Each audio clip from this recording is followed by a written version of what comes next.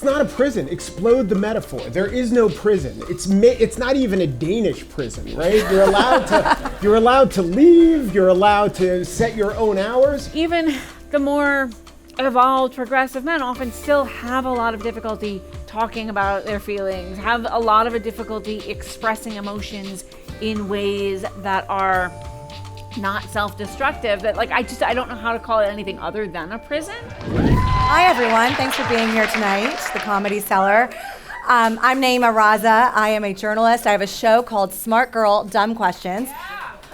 But I also frequently moderate the show Open to Debate, which is kind of like the NPR version of a UFC battle cage. We fight with our words here at Open to Debate, and that cage fight metaphor is really relevant tonight because we are talking about the question of whether masculinity is a prison. Well, listen, tonight is about men. I think many of you might think every night is about men, and in some ways it is, but it's really broader than that. It's about whether we as a society might be confining men, might be incarcerating them even. On TikTok, which is where I think all great wisdom is dispensed, Andrew Tate provides a script for how to be a real man. If you scroll through Instagram, you'll see trad wives kind of hunting for a protective, providing man while they're milking their cows or homesteading or whatever. And Tucker Carlson is warning of a menpocalypse. And what he calls, quote, the total collapse of testosterone in men. Now, interestingly, our fact checker right before this told me that testosterone levels are decreasing amongst age groups in men. But the statistics are more scary than that, I think. Academics like Richard Reeves point to how boys are falling behind. They're less likely to perform well in school. They're less likely to form lasting friendships. And they're 4 times more likely as men to commit suicide. So what's going on? You have heard a lot of debates about whether or not masculinity is toxic. But this one is about masculinity in its essence. It's not about the toxicity. It's about whether or not it itself is a prison. Are men trapped by their maleness? Are they trapped by conceptions or social constructs around it? Or are they not trapped at all? At least some of you for an hour are not trapped tonight, so that's good. Let me introduce our debaters, arguing that yes, masculinity is a prison. I have Lux Alptraum. Lux, come up here.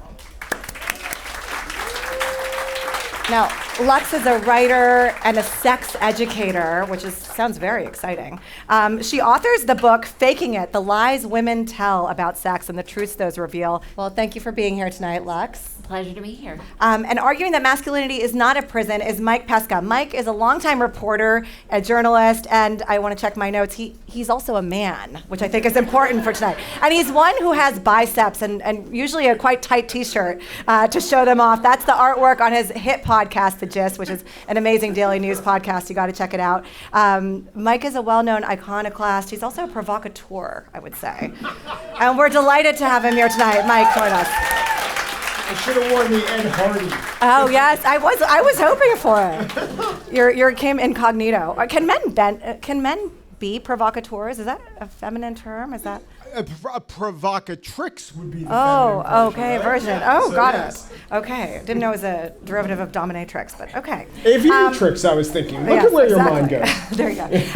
Okay, before we jump in, I just want to know what motivated you to show up here tonight. What made each of you think this is an important topic to talk about? I want to kind of just do a 30-second version of it. So Mike, jump in. Yeah, I think that the discourse, ding, when you say discourse on an open debate stage, is not helpful to men, to women, to humankind. The discourse of looking at, I'll get into this in my remarks, as the immutable characteristics or the characteristics that people cannot change, characteristics that are defined upon them, it's not doing anyone any favor. So I'm here to try to change the discourse one comedy cellar at a time. Excellent. Yes, great. And Lux, what brought you out here today? I love talking about gender and the way that we are or are not imprisoned by gendered expectations. Also, always fun to talk to Mike, so it was just an honor to be invited. Well, let the discourse begin, guys. We start off Open to Debate with these opening arguments. You each have 4 minutes to make your case of why masculinity is or is not a prison. Lux, you're up first, and you're arguing that masculinity is a prison. I am. Tell us why. All right, I'm gonna try to stand. Oh, I don't know if I do that. Oh, well, okay. All right. So we're talking about masculinity, but I actually want to open by saying something brief about femininity. So I was born in 1982. My mother was born almost 40 years earlier than that in 1943. As a result of that, we grew up with very, very different models of femininity and what a woman's role is, how a woman should dress, if a woman could do sports, all of that. I would go so far as to say that the femininity my mother grew up with was a prison, and that the femininity that was more normalized when I grew up was significantly more relaxed, significantly more open and expansive.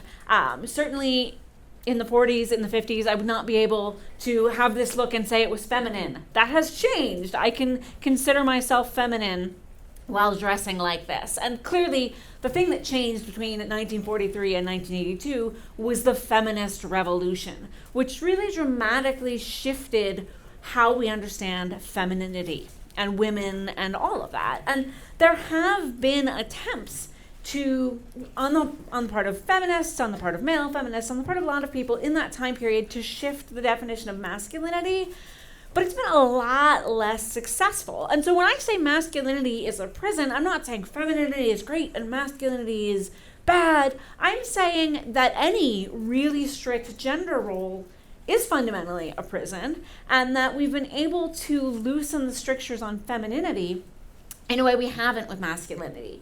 And a lot of times when we talk about masculinity and harm, people really focus on the way that men hurt other people, and specifically women.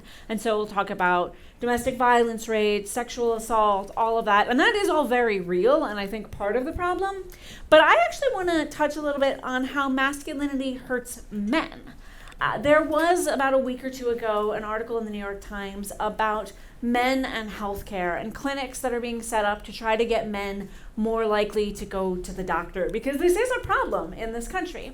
And one of the things that was mentioned in this piece is that when men have these really rigid definitions of masculinity, they're not only less likely to go to the doctor, but they're far more likely to engage in really dangerous risk-taking behaviors. They're more likely to be the victims of violence, not just perpetrators, but victims of violence. They're more likely to have suicidal thoughts. And even things that we might think of as these kind of positive aspects of masculinity, like being a caretaker, being a protector, being a breadwinner, all things that sound really positive, when men get too attached to that as their role, as their masculine identity, it can actually be harmful for them. Men take on jobs that are dangerous and damaging. They put work before themselves. They don't open up about their emotions because being vulnerable is not masculine. And all of this combines to result in a situation where men are dying earlier, men are less healthy, men are suffering themselves. And so to me, if your gender role is causing you to suffer and you feel like you can't break out of that, that is the definition of a prison. And we have managed to open the cage doors for women, at least a little bit. And I would love it if we could do that for men as well. All right. Thank you, Lux. Oh, no, everyone's going to stand up now. The sound guys are going to be sad about this. Mike, come on up. You have a few minutes to tell us why masculinity is not a prison. Sure. And first of all, I'd like to echo the sentiments that you expressed in the beginning. I'm very proud to be engaged in civic discourse, in a settling of differences and ideas with talking it out without violence. It seems stupid enough to say, but sometimes you have to say these things out loud to reify them. So that's first of all. So is masculinity a prison? One of the things that I'd least like to do is win this debate just on semantics, but the thing I'd very much absolutely least like to do is lose the debate, so we're going to talk about semantics a little bit. Masculinity is a construct. It is a sociological definition, and for many years the people who have defined it in the academy have been of a certain ilk, and we'll get to them in a second. Maleness is just the very fact of being a man. And so often, I believe, there is a conflation of the sociological category of the masculine with just pure maleness. And males, as a species, have 40 to 60 times as much testosterone as women. Women have testosterone, but men have it too. Men as a species have evolved, and thank God for that, or else we wouldn't be here in the Comedy Cellar. They've evolved to have such traits as, on the downside, aggression, on the upside, protection, and to use what testosterone exists for is to use all of these traits so that they can reproduce and have offspring. Again, thank God for that. So what happens is that sometimes we blame males for their maleness, and this makes about as much sense as blaming a male deer for engaging in rutting rituals, for displaying antlers and getting into fights to protect the herd and to make himself seem bigger in front of the female.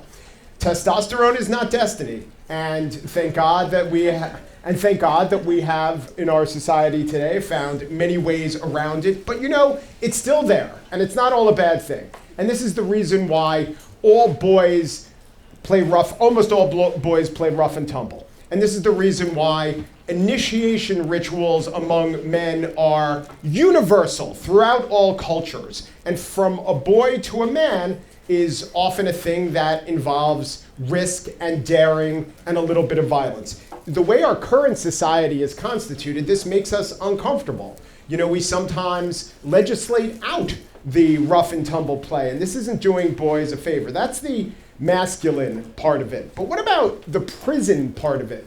As far as I can tell, there have never been more ways to be a man than there are right now. A prison, the characteristics of a prison are things like confinement and regimentation and an inability to grow or change. But look at all the changes that men have gone through and that men have embraced. Sexuality is one. Look at the definitions of fatherhood. Fathering tasks have increased, the number of hours have increased by 250% since 1965. Now it still doesn't touch the number of mothering hours put in, but if you look at surveys, men more than ever talk about wanting to be a father, and wanting to be a father in ways their fathers weren't, and wanting to be not just the breadwinner, but often the bread maker. This comes with downsides. All the annoying friends I have who talk about their sourdough starter, for one. But there are more ways to be a man in business. There are more ways to be a man with partners. Another statistic I came across is in asking or seeking out mental health since 2002, the number or percentage of men have doubled. It's only to 17%, but this shows a greater embrace of vulnerability than there ever has been before. All right.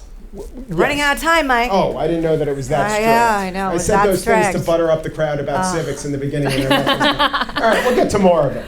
All right. Do you guys want to stand up for the whole thing? Are we going to be in trouble if we do that? Okay.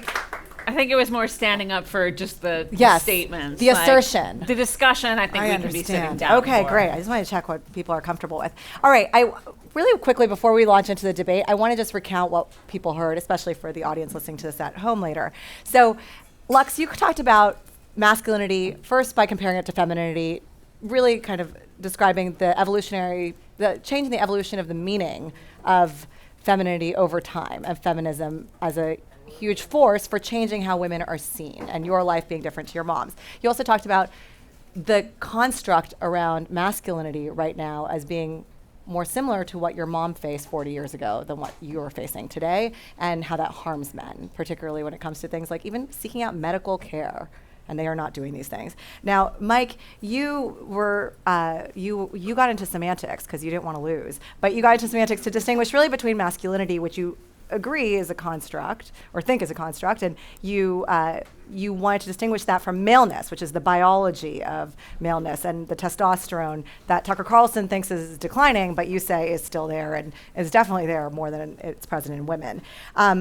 And you talked about that explaining a lot of what it means to be a man, but also that there's a lot of diversity in the population of men today. There are a lot of ways to be a man. You can be a gay man, you can be a present dad man, you could be all kinds of men today. So that's where you guys started off. I think you have a kind of normative agreement that the construct of masculinity is harmful in different ways. Well, no, I mean, the sociologists have to identify this. It's not just the very facts of one of the genders has this set of gonads and testosterone in greater degree. It's how it actually operates in the world. So how you define it, you could define it harshly, or you could define it just the set of norms and expectations of a man in a society. That would be masculinity. Yeah. Okay, but the way that we're describing, but you have an empirical difference. You have an empirical difference about what it means to be a man. You are defining it in some way in this terms of this construct. Yeah, I mean, I would say that the manhood and masculinity that Mike is talking about sounds great, and I wish we saw more of it. I am arguing, I think that part of the problem is we aren't seeing as much like evolved masculinity, and the people who are the loudest about masculinity tend to be the people who are pushing the more restrictive version. I think when we think about Donald Trump seems to be someone who is very concerned with masculinity, and it doesn't seem to be making him happy. It seems like he's just constantly trying to find his next victim and the next person who he can push down, and it's trapping him in this cycle where he's never going to win. What do you make of that, Mike? This idea that the loudest voices in the room are defining masculinity, and isn't that masculinity today? Masculinity is a bad brand. It's been defined by sociologists mostly as a negative thing. I mean, Bell Hooks has definitions of it it's the mechanism that withholds the patriarchy. The most cited scholar on this, R.W. Connell, describes it as the hegemony that allows for the oppression of others in society. So the Academy has never defined masculinity as anything other than the pejorative. They look at masculinity maybe in the best way, like a vegan would look at a cheeseburger, right? It might be Wagyu beef, it might be cheddar, but it ain't good. Right. What is masculinity if it's not a prison? And take the metaphors. Is it the rolling green hills at the end of a Pfizer ad? Well, I'll tell you what it is. Yeah. I think to defer to Andrew Tate or Donald Trump, it's like saying, the Tiger King's a cat owner, so cat owners are like that guy, right? It's the cartoon version. And the cartoon version of masculinity isn't the typical version that men are living today. Look at the stats that I talked about. Look at the growth in the ways to be a man that I talked about. It's really changing. Lux, are you arguing a cartoon version, or would you like to defend yourself against I would again say this. I also have these stats about men not going to the doctor, men being more likely to die in violent accidents, men being more likely to be the victims of violence. I think there are absolutely men who adopt a more expansive definition of masculinity, but I think even in those circles, we all know that men are under a pressure that I don't think women are under. Women are not told to woman up. Women are not told we have to prove our womanhood in a way that our culture often does require men to do. Men are shamed for not being quote unquote masculine enough in a way that women are often not. I want to take this moment because we could get into the semantics of what a prison is and lose the plot really quickly at the Comedy Cellar. But I want to talk about something I heard in your opening argument, which you said a little bit of violence. There needs to be there is a little bit of violence that's associated with maleness. Certainly aggression. And the reason, if we talk about men are more likely to be violent, they're either men or women are going to be more likely to be violent, and all of the biology would argue that it's men. And in every culture, if you could think of what is the most evolved non-masculine prison culture, maybe a Scandinavian culture, a Japanese culture, men still commit 90% of the homicides or dominate the prison system. This is just about, especially young men, this is just about the inherent, not the sociological construct foisted upon them. This is just about the chemicals coursing through them for the most part. Oh, how do you respond to that, Lexi? This little bit of violence, is that maleness? Is that biological, or in your mind, is that part of this construct and prison of masculinity? I feel like it's so hard to distinguish nature from nurture with a lot of this. I I don't know. I look, I know enough trans people to know that estrogen and testosterone can absolutely have an effect on people's bodies. On like, testosterone can, for instance, make it harder for people to cry. I just have difficulty with the idea that it naturally makes men XYZ things that we often will call like toxic masculinity. Like, I think that primarily is coming from social messages that we have about being a man. Like, are men more driven to being physically rough? Possibly, but I also did roller derby, so I know a lot of women who are driven to being physically rough. It's for me, again, it just becomes very difficult to piece out what is biologically there and what is us responding to the messages that we get that say women shouldn't be violent and men, it's more okay to be violent. If masculinity is a prison, in your view, who's that prison constructed by, held by, made up by? Is it women that are propping up that prison for a long time for feminism? Or, we talked about women being held back by the patriarchy. Are men being held back by? I think men are holding themselves back in a really, it seems strange, but I think a lot of times with masculinity, when we look at masculinity in terms of an attachment to domination, an attachment to kind of proving yourself, I feel like men often trap themselves and others in this cycle where you kind of have to constantly be winning. You have to constantly be proving yourself the quote unquote alpha. And quite frankly, that is a losing game because there's always going to be somebody coming up after you. You're never going to be happy if your gender identity is connected to being dominant. All right. Well, I have two alphas on the stage because you both stood up. I just want to remind you. But you did say you didn't want to lose tonight. You wanted to win. Yeah. How do you hear that? You hear men are a victim of this prison, but they are also their own kind of wardens and keepers of the prison. How do you hear that? What's your reaction? It's not a prison. Explode the metaphor. There is no prison. It's not even a Danish prison, right? You're allowed to leave. You're allowed to set your own hours. I do have to say, if we can't agree that there are gigantic biological imperatives at play for what is driving, say, crime differences, I don't know that we're going to ever get to a point of agreement. These are just facts, and rather than go through all the chemicals or all the facts, just think about throughout time and throughout cultures how constant that have been. Who has, not because of any construction, who has fought the wars, who has more physical strength when that was important, who does the manual labor, who dies earlier. Biology has such a great hand in all of this. It's not dispositive. It's not a fortune that you can't get away from, but it very much shapes the experiences of men. And it's not some sort of construct. It really is just the facts of what is coursing through our bodies. Okay, yeah, that's an interesting argument. So the idea is that people are busting out of this prison, or if the prison were to exist, or people are mobile, so the prison doesn't exist, actually. It's not even a Danish prison. How do you've said, okay, these are small numbers, but there are still numbers. How do you reconcile that with your idea of masculinity as a prison? Again, I think that, so also just to go back to like why are men keeping themselves in this prison, I think that there is this perception, which is somewhat true, that if men stay in this prison, that they will be on top.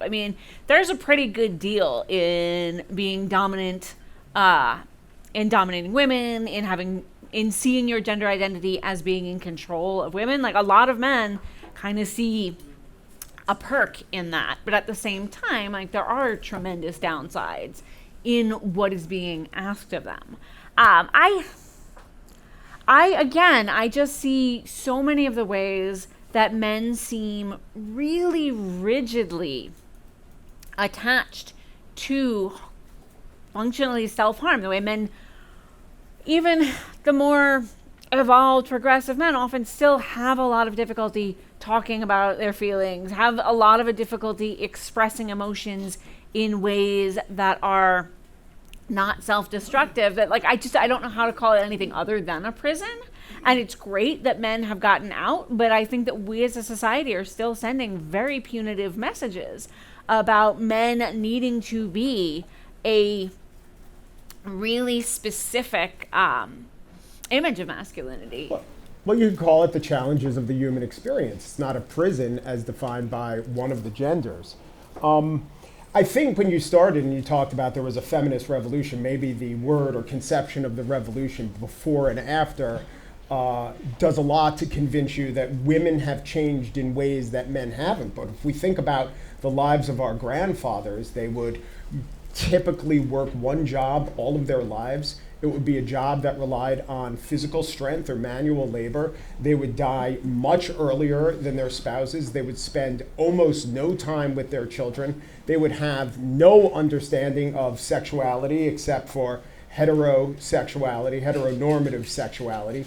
There's been a massive change. And if we don't recognize, I am a progressive, maybe not as defined by however other progressives do, but I always say, if we are unable to recognize the massive amounts of progress that has happened, how will we ever know that we're doing anything right? And there are still, of course, a lot of challenges with human beings and with men and with the fact that they don't go to the doctor enough and that the fact that, they'll manspread on the subway or whatever else we want to really get to the litany of misdeeds against them. But so much progress has been made. This is my conception. Not a prison, so many ways to be a man. Well, so it's interesting because you're focusing on progress that's been made, but there have been studies that show that men of my generation are often more sexist than their fathers. I don't feel like we're necessarily on a linear trajectory. And I mean, even for all I can say about the amazing things that feminism has done, we are seeing a rise in trad wife culture and women who are advocating for a return to a regressive femininity. And if that becomes a more dominant model of femininity, I would say again, femininity, also a prison. So that contradicts your earlier point where you said no one says woman up, they say man up. People do say, well, that's not very feminine. Well, the idea of the trad wife is this Andrew Tate type cartoon. Right, but I think the trad wife is a much more fringe figure than a lot of these messages about masculinity. But I think both of you are pointing to something. I mean, these are somewhat secular changes of our society. I mean, I would give you the same critique in some way, Mike, of you're saying, oh, there's been a lot of evolution in the role of a man. Well, there's been a lot of evolution in the role of a human in terms of their work, et cetera, as well over that time. And what you're saying as well, there has been a lot of change in terms of this desire to go back to gender norms that we're seeing in our society. Are women being imprisoned now, today? I think there is a move towards that. We're seeing a lot of reactionary messaging about, we're kind of seeing yet another backlash. Like, it's kind of always cyclical. Who's responsible for that, the women or the men? I don't know that it's one or the other. I mean, I would say it's more the right wing. But, I would say to this, like, okay, yes, we are seeing a kind of reactionary wave across the spectrum. I can't really name any trad wife influencers, but I know Andrew Tate's name. I know Joe Rogan's name. I know the name of a lot of the names of these manosphere figures because they are a bigger cultural presence. I'm not saying nobody knows trad wife influencers, but as somebody who's not particularly invested in either of these spaces, I know a lot more about men who are pushing this really limited and harmful conception of masculinity. Well, I would say Kim Kardashian is a person who embodies a lot of aspects of classic femininity, who's well known. And also Andrew Tate is a criminal, right? So that means that society has looked at what he does and says, no, you're not allowed to do this, thus indicating, well, maybe, Andrew Tate will be, if not in a prison, but yeah. Not in a Danish one, in a Romanian one. I mean, there you go. Masculinity. Andrew Tate's masculinity has sent him to a literal prison. Do you think talking about masculinity It's not his masculinity, it's his criminality. When we look at what the criminal codes are and what it punishes, take for example the idea of marital rape, right? Which is not legal anywhere in the United States, but 50 years ago it was legal in every state except, I think, Nebraska. This just shows a change, a societal change, and because of the construction of our legislatures, almost all the people voting for the change were men. This shows an evolution and a progress, and you could argue, it's not a progress to the promised land of no abuse or no domestic abuse, which is more often carried out by men, but still, when you have these empirical examples of change and progress to revert back to or fall back to, I don't know, it seems to me that a lot of men don't like going to the doctor. It's not as powerful as the actual laws and facts and studies, I think. I think Lux gave some data around that was cited in the New York Times. But I think this idea, what you're saying is very interesting, because it's who in your mind, Lux has said, men are in a prison, that prison is created by men. You think men are not in a prison, but there is a conception of toxic masculinity, which is a construct that is talked about a lot. Who do you think is responsible for creating that construct? The toxic masculinity talk? Yeah. Yeah, I think it's very pernicious, because I think that the way that men and boys have heard that, is that toxic masculinity is masculinity. That if masculinity is a prison, it's all these pejorative sentiments about the way to be a man and a boy. And there are actually positive messaging around that. So lest you think, oh, I'm denying the fact that there's misogyny in the world, or I'm denying the fact that there's much progress to be made, I would look at, instead of the phrases toxic masculinity and masculinity as a prison, I would look at the phrase no means no. This is a great phrase. It's an action item. It's 3 syllables. And it has helped stop, but also been influenced by the change in sentiment around acquaintance rape. No means no is a great societal message that men and boys, almost exclusively men and boys, should hear. And now there are institutions like the upstander movement. Don't be a bystander, be an upstander. Again, it's another sign of huge progress of masculinity, or males being able to break out of a prison. And it says to young boys or older boys, this is something you should do, as opposed to toxic masculinity, which says this is something you are, and oh, by the way, there's no real way to change it. Who you are is your destiny. And I think this has been unbelievably caustic to this generation of kids. So I just want to go on the record and say Smattering. I'll let you go. I want to go on the record and say I don't actually. One of the things that came up when I was doing the initial conversations about this debate, it was originally pitched to me as, is masculinity toxic? And then it got shifted to, is masculinity a prison? And I was really thrilled that we reframed this, because I don't love the term toxic masculinity for many of the reasons that Mike has cited. I think that it's a term, it started as a term that had some use, because it started as a term that was talking about the way that men were poisoning themselves and acting in destructive ways that were harmful to themselves, with these deeply held and pernicious beliefs about what a man was supposed to be. But I think that and this happens a lot with academic jargon, as it mainstreamed, it did become this colloquially understood as masculinity is bad. And I don't think masculinity inherently is bad. There's a lot of aspects of my personality that I would consider masculine to some degree, and I think that's great. But I do think that, and I think that it sucks that toxic masculinity became a term that now just sounds like men should feel bad about themselves, and not this more nuanced and thoughtful term that's like, well, let's look at these messages that men get about what it is to be a man, quote unquote, that have caused them harm and are harming them as well as the people around them. Can I just say, in general, I really think that our society would do well by rejecting academic jargon in general, because it has an Says the man who said discourse on the stage. Yes. As academic jargon has this quality often of being capacious, and activist jargon, and it could mean one thing to one audience and one thing to another, and sometimes intentionally so. So to take, I've been working a lot with the phrase and a story on police abolition. Well, sometimes police abolition or defunding the police could be something like, to one audience, oh no, it means that we should have more psychologists, psychiatrists involved, and we should reimagine police. And to another set of people, it becomes, that's exactly what we mean. We mean we should abolish the police. And there are many phrases like this. On the right, phrases like America for Americans or states' rights. Oh no, states' rights just means local control, but to another audience, because it's capacious, it means, we know what it means. It means we get to reject the law. So toxic masculinity and Masculinity A Prison, these are inexact phrases that are shape-shifting. They have this shape-shifting quality. They always wind up, these academic phrases, always wind up being first embraced by a small cadre in the populace and then blowing up, and then people maybe who say, well, what it really means is this has been corrupted. And this is always how it goes. And this term, masculinity as a prison, has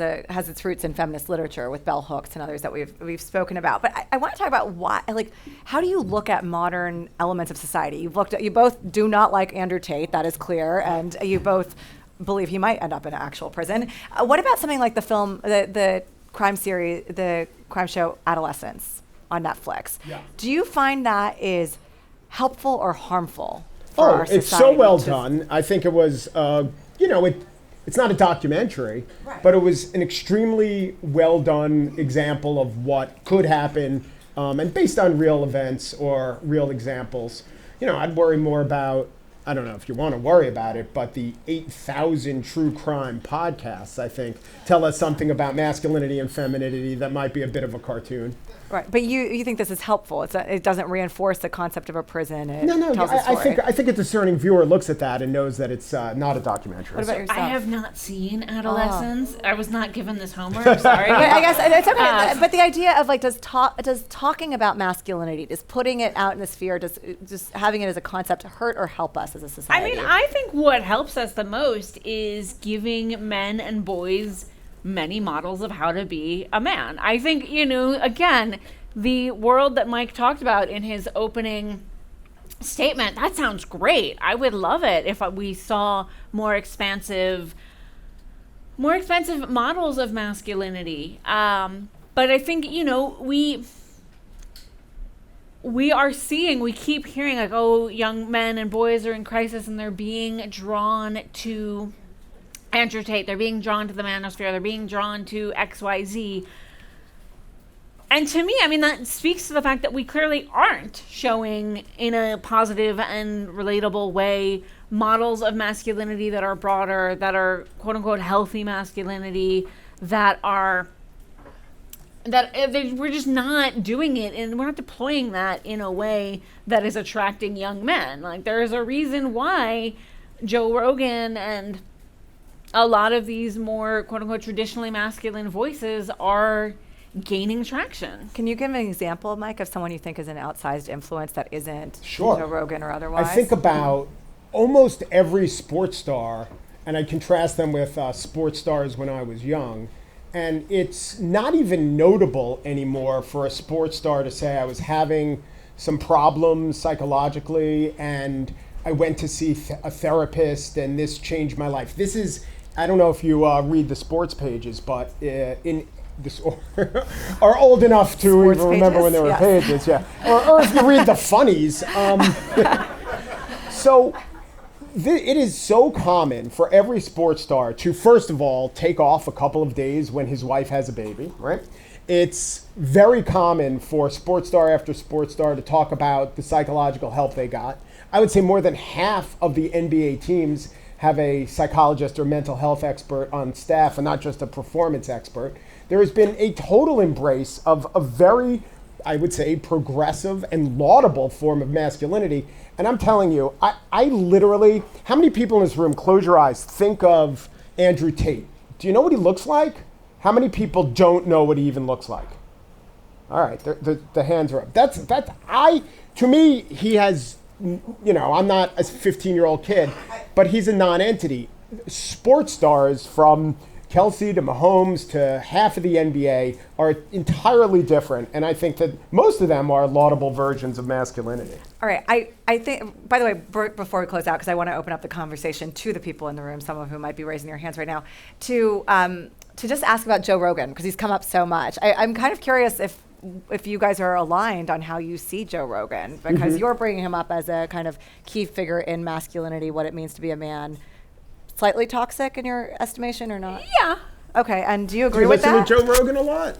I don't listen to him a lot. I listen to him a lot, yeah. and he talks a lot about his daughter, and he talks a lot about his wife, and the things he says about his daughter and parenting are things I think that you'd want a dad to say to their daughter. I'm not with him on the vax stuff. I'm not with him on the Dave Smith stuff, and I'm not with him on a lot of the stuff. But the reason he struck a chord isn't, I think, that he's toxic.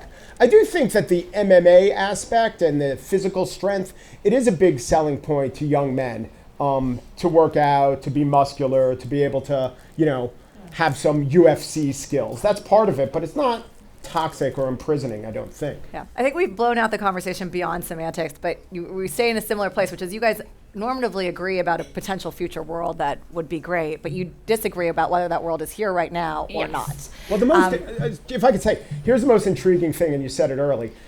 When you said the feminist revolution, I said to myself, oh, okay, there really hasn't been that demarcation point. There hasn't been something called the masculine revolution. Has it been a quiet revolution? Has it been a silent revolution? I don't know. I would think that there has been revolutionary change, but nothing marked it as such. I don't know if we could ever have that. But if there were that demarcation point, and of course the introduction of the birth control pill was massively important, there's no equivalent for men. But that would be interesting to think about if there were something called the masculine revolution, if we would think about it differently. All right, before we open it up, do you see a masculine revolution coming, Lux? Do you want that? I mean, I have seen attempts and they always kind of stall out. Like there was like the men's liberation movement, Alan Alda is kind of like a figure from that time.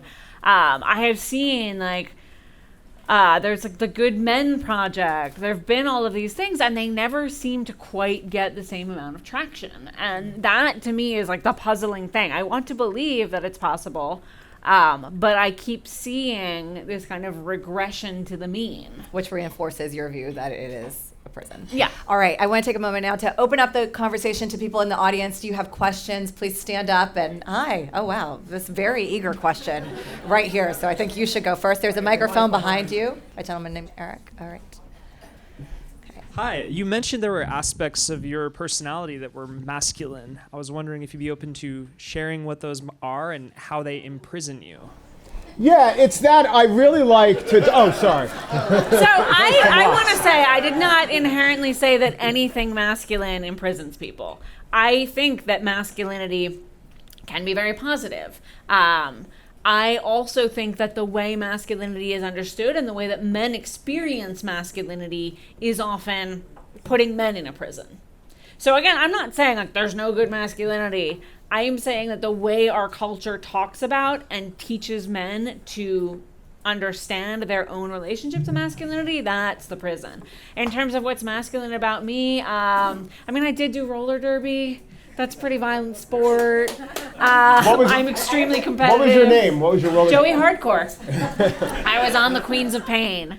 But just generally, there will be these... It's interesting to me because I grew up with an expansive understanding of what gender roles could be. And so I don't think of myself as like, oh, I'm a man in a woman's body. But, you'll take these like writing tests and it'll be like, you have a masculine writing style. And so I'm like, okay, I guess I'm a masculine woman. But I don't see myself that way, but that's the message I'm getting.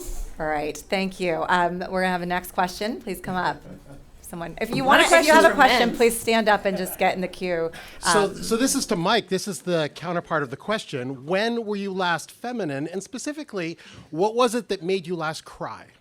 Because it's perfectly normal. When was it? What happened? Question. All right, so I cry at the most stereotypical masculine stuff, father-son stuff, especially the last scene in The Natural.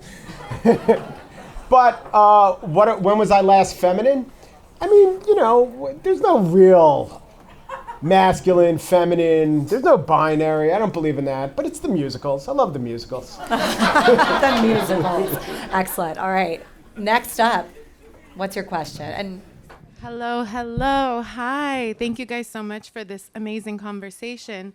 I think what would be really helpful for me is a definition of what you believe masculinity is, so that we can really engage with whether it is a prison or not. I feel like I haven't gotten that from the debate yet. So maybe if for both of you, if you could offer what you believe the definition of masculinity is, that way I can kind of get a better gauge of how the debate is structured and what the crux of it is. I think you gave some elements of that in your opening arguments, but do you want to just repeat? I think it would be best if we just thought of it as the way men operate in the world. It would be defined by the actual actions, attitudes of men. And it would be revealed by their actual acts, not what we think their acts should be or what other people define their acts as. So I would say masculinity is pretty culturally specific, but we're in America, so I've been operating on a pretty American definition of masculinity. And, I think it is concerned with being focused on dominating, on being a provider, on not speaking about your emotions, on appreciating and engaging in physical violence. I think these are things that we tend to define as masculine in our culture. In a lot of ways, masculinity in America is defined in opposition to anything that is considered quote unquote womanly. So being sensitive, crying, being open about your emotions, being willing to talk about your problems with friends, being interested in aesthetics. Like, these are all things that oftentimes at some point men, if they're engaging or are interested in, might be told like, oh, you're like not being a real man. I mean, I don't think that is universally what masculinity is. We look at photos from a variety of cultures where men are in high heels or wearing skirts or all of that, and that's in keeping with their culture's definition of masculinity. But I think it's even interesting how you guys answered it, which is where you guys started as well, which is you have this idea of masculinity you talk about as an idea and and a set of actions, but you see it as qualities and traits, which Mike really defined as maleness, not masculinity. So it comes back to semantics. They were a little convoluted in this one, but come on up with your next question. Hi, so I'd like to ask a question about gender performing procedures or practices. Gender affirming. The recent film, The Materialist, from the filmmaker Celine Song, had a major plot point where a shorter man received a procedure where his legs were both broken in order to reach above 6 feet, citing the statistic that men over 6 feet are considered more sexually desirable. There is a multi-million-dollar industry booming in Turkey performing hair transplants, just so you know. And I think Elon Musk is the biggest evidence of this these days. So if we do take the argument that masculinity is a prison, why are so many men still wanting to put on the jumpsuits? All right. Can I ask you, how tall are you? I am 5'11" and a half. Thank you very much. Would you like to see my driver's license? So for whoever asked that question about what masculinity is, we have some live no, I'm kidding.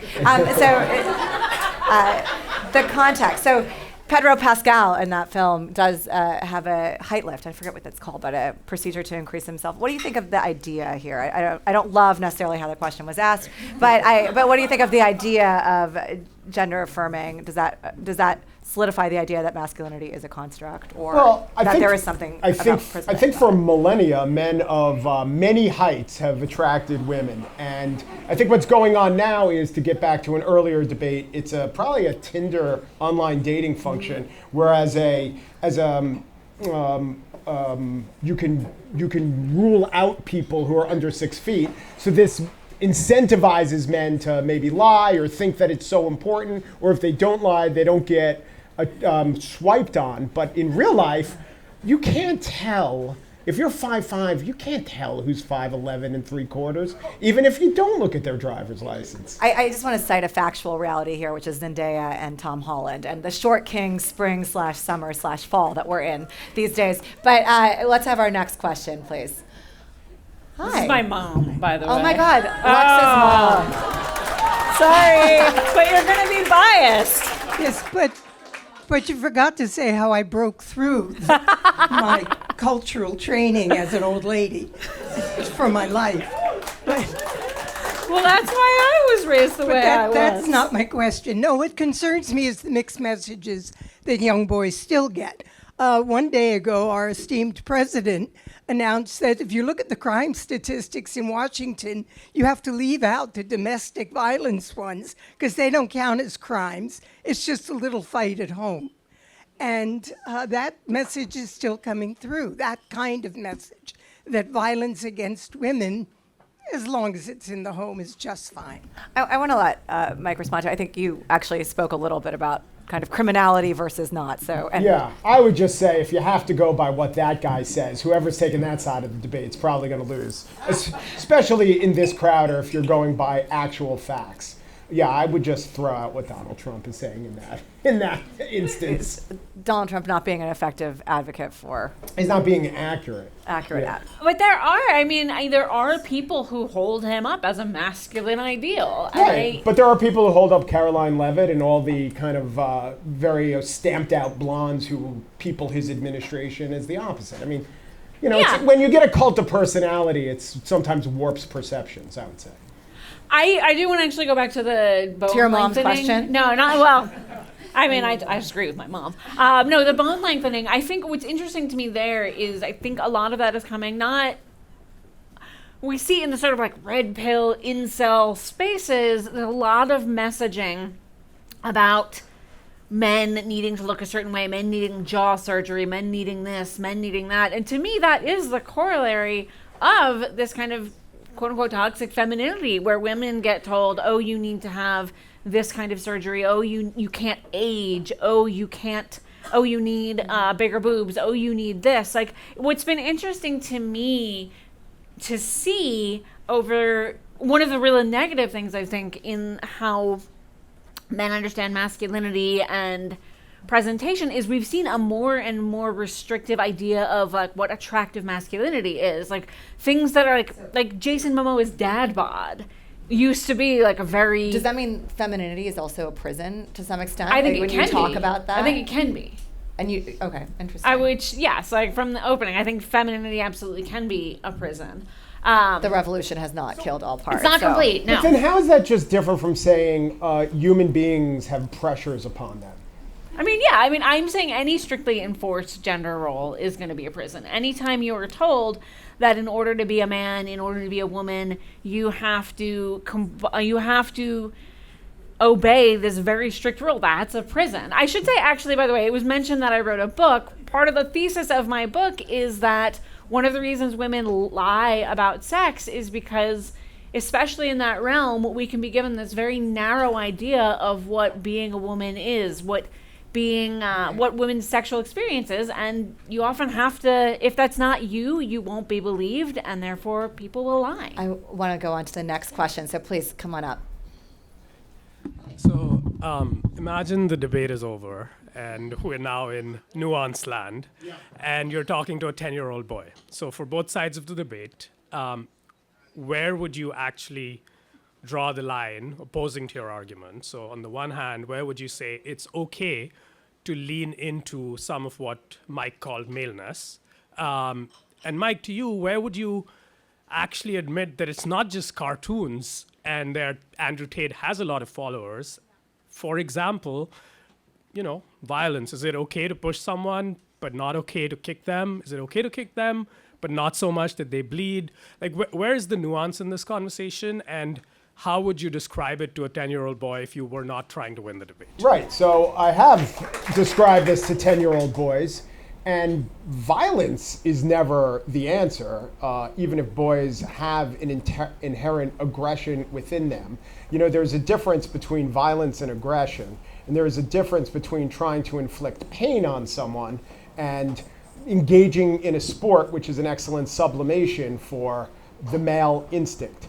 So, I would definitely, my kids went to a school where there was a huge anti-bullying curriculum, and it was fantastic. And that's, to me, another example of the progress that we're making. I think these curricula are pretty prevalent in a lot of schools. And the stronger, here's another masculine or manly ideal, the stronger preying upon the weak, men upon women or men upon weaker men, is never okay. And that's what I have told my kids. Dominance, not so okay. I have an 11-year-old nephew and a 7-year-old niece, and I think what is interesting to me as I've seen them grow up is the way, like, certain things that are kind of stereotypical gender traits might pop up in their behavior, and we can say, is it this kid, or is it femaleness, is it maleness? And for me, I think rather than teaching kids, the conversations I have with these kids is not about like, oh, you're like this way because you're a girl, you're like this way because you're a boy, but you're like this way because you're you. And just kind of allowing this individualism and meeting kids where they are. And because even if we can say the majority of men are this way, the majority of women are this way, kids are this and that, there's always going to be outliers. And so I would never want the boy who is not going to roughhouse or the girl who is going to roughhouse to feel like they are somehow wrong. Thank you. We do have time for one more question if someone else was in the queue. Thank you. Thank you. How do you think the effect of the decline of two-parent households has affected this whole dynamic? Do you know that in the last few years, two-parent households have actually increased by a few percentage? I don't know exactly. I think it's mostly a very acute problem in the African American community, where 2/3 of black kids born to a one-parent household. There's also some good scholarship. She's coming on. One of the authors is coming on The Gist to talk about how black kids are more resilient than white kids in a one-parent family. But I actually look at it more along the racial dynamic than the gender dynamic. But I haven't looked at it that much on the gender dynamic. I want to end really quickly before we get to closing arguments, which we're going to get to in one moment. What is the most, in 15 seconds or less, most persuasive thing you heard from your opponent tonight? Yeah, I think it was the feminist revolution point. That's a great thing to think about. I mean, I think Mike's point to the ways that masculinity has expanded, and to some of the ways that being a sensitive man or quote unquote more feminine man are more acceptable than they would have been a few decades ago. Excellent. All right. With that, we're going to get to our closing arguments. Lux, you're going to be up first. You're going to leave us with something to think about when it comes to masculinity is a prison. So, jumping off what I just said about Mike's most compelling point, there have also been studies that show that when men perform stereotypically feminine behaviors, they often feel the need to compensate, or they become more aggressive, or they feel this need to then prove their masculinity, which I think we do often see in, like, anytime a video of like a man braiding his daughter's hair goes viral, you often get comments about how he's not a man, and there is this, oh, well, but don't you see how buff I am, and this, that, and the other thing. There's not an ability to just be like, well, this is what I do. There is this overcompensation that follows. And a term that, we call sometimes fragile masculinity, precarious masculinity, that's basically what I'm talking about with that this idea that masculinity needs to be proven, that even as a man can do more feminine things, there's a need to overcompensate and prove that, quote unquote, he is still a man, even as he is a man embracing his femininity. And one of the things that has been found is that in countries, because again, this is cultural, different countries have different ideas of masculinity. The ones that have more strict rules about more strict rules about masculinity, which does include America, it tends to be more strict and more rigid about our ideas of masculinity than some other countries. In those countries like ours, we find that men have a shorter lifespan than in countries where masculinity is not as precarious, is not as rigidly defined, is not something that men need to jealously defend and prove that they are meeting the standard of. And we can talk, it is possible that societies that have more evolved ideas about gender also have better social safety nets, also have better healthcare systems, also have other things that are perhaps going to contribute to that extended lifespan. Thank you. Are we done? Sorry. Yeah, you're done. You have one sentence to close out. No, but I think, we see the more that masculinity is rigidly defined, the more that men are suffering. Thank you, Lux. All right. Mike, you're going to have the last word in this debate. You've couple of minutes to give us your closing argument. Okay, I have friends. I don't know if you've heard this, but there's supposedly a friendship crisis. Not this guy. So if you have friends, you invite them to your Open to Debate at the Comedy Cellar show, and then they turn you down. But I just want to read some of the texts and emails I got from my friends why they can't come. Matt writes, I'm taking Ellen to see the Indigo Girls.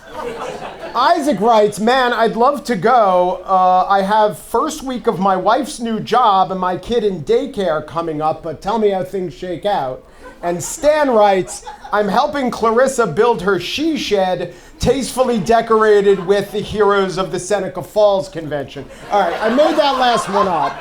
But the point is, this does show the broad panoply of the male experience. And if I want to leave you with one thought, it's not all the points, all the statistics. There are a couple of great ones that I left out, like med graduates, 55% women, law school graduates since 2016, 56% women now. The patriarchy is crumbling. Masculinity, I don't know if it's a prison, but women certainly are gaining. The wardens or the imprisoners are not doing their job. But if there's one thought that I want to leave you with, it's what I said earlier, an echo of that. Thinking about the phrases and the concepts, because when we have these concepts, they affect how we construe the world, of toxic masculinity. I take your point, you're not arguing that. Of thinking of masculinity as a prison, because these are non-action items. When you tell a young boy that he's imprisoned or that his masculinity is toxic, there is nothing for that young boy to do. And so if you can get out of the, shall we call it the prison of thinking of the man, the boy, the masculine in this way, in this pejorative way for which there is no hope, for which there is no progress, I think it would serve all of us as a society better. Thank you. Thank you, Mike. Was the second friend Isaac? Isaac, yeah. Yeah, I don't think he wants to come. His wife's job starts next week. And I feel like that is just like a rejection. Like, okay. It's like, I'm going to find a woman to marry, and it is possible. Exactly, that, yes. yeah. I think he just didn't want to come support you. Right? Self-declared friendships. All right. Thank you, everyone, for being here tonight. I'd like to give a big thank you to our debaters, Lux and Mike, for being here tonight. Thank you so much.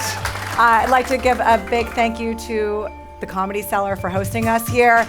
And I'd like to thank you, all of you in the audience, for coming up here tonight. And really, I want to thank the two of you for being really open to debate. And we talked about nuance here. I learned a lot listening to you. I appreciate the energy that you guys brought to the table. And that is what Open to Debate always does. Thank you to our host, Open to Debate, for having us here tonight. Thanks, everyone.